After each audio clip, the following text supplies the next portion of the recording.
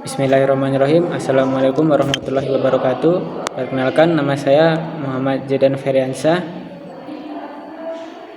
Di sini saya akan membuat video ujian akhir semester genap tahun 2023-2024 pada mata kuliah Al-Quran Hadis, Prodi PAI, Fakultas Tarbiyah dan Tadris, Lokal 2G. Jadi soal yang pertama, apa yang Anda ketahui tentang sejarah dan perkembangan hadis? Jelaskan dan berikan contohnya. Jadi, hadis adalah segala sesuatu yang disandarkan kepada Nabi Muhammad SAW, baik berupa ucapan, perbuatan, ketetapan maupun sifat-sifat beliau. Hadis merupakan sumber kedua ajaran Islam setelah Al-Quran. Sejarah dan perkembangan hadis dapat dibagi ke beberapa periode penting, yaitu periode pertama yaitu pada periode Nabi Muhammad SAW. Pada masa ini, hadis belum dibukukan secara resmi. Para sahabat mengandalkan ingatan mereka untuk menyimpan ucapan dan perbuatan Nabi Muhammad SAW. Yang kedua, pada periode sahabat. Setelah wafatnya Nabi Muhammad SAW, para sahabat meneruskan penyebaran hadis dengan cara menjalankannya atau menjelaskannya secara lisan. Pada periode ini juga banyak hadis yang sudah mulai dihafal. Yang selanjutnya yaitu periode tabi'in. Tabi'in adalah generasi belajar dari para sahabat Nabi. Nah, pada periode ini penyebaran hadis semakin luas dan banyak tabi'in yang mulai mencatat hadis secara lebih sistematis. Yang selanjutnya yaitu periode tadwin. Nah, ini pada masa kodifikasi hadis secara besar-besaran atau oleh para ulama.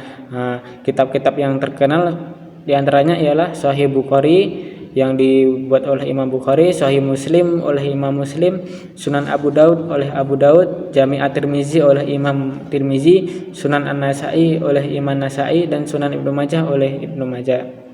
Dan selanjutnya itu periode kritik dan verifikasi. Pada periode ini ulama lebih fokus pada kritik dan verifikasi hadis, yaitu hadis dikelompokkan berdasarkan derajat keasliannya, sahih, hasan, dhaif, dan maudhu atau palsu.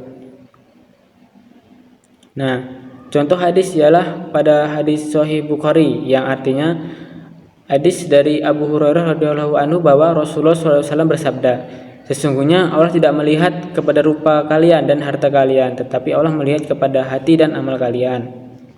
Itulah jawaban dari nomor 1. Selanjutnya, soal yang kedua, apa yang Anda ketahui tentang teori studi sanad hadis? Jelaskan dan berikan contoh. Teori studi sanad hadis. Teori studi sanad hadis adalah satu disiplin ilmu dalam ulumul hadis yang fokus pada pemeriksaan rantai periwayatan hadis atau sanad. Untuk memastikan keaslian dan keabsahannya, sanad adalah deretan nama perawi yang meriwayatkan hadis dari Nabi Muhammad SAW hingga ke perawi terakhir yang mencatat hadis tersebut dalam sebuah kitab. Nah, contohnya sanad hadis itu, hadis ini diriwayatkan oleh Umar bin Khattab radhiyallahu anhu dari Nabi Muhammad SAW, lalu diteruskan ke Alqamah bin Waqqas al-Yadhi, kemudian oleh Muhammad bin Ibrahim at-Taimi, lalu oleh Yahya bin Sa'id al-Ansari, dan akhirnya sampai kepada Imam Bukhari. Soal selanjutnya yaitu apa yang Anda ketahui tentang teori matan hadis? Jelaskan dan berikan contohnya. Teori matan hadis adalah isi atau teks dari hadis yang berisi ucapan, perbuatan, ketetapan atau sifat-sifat Nabi Muhammad SAW.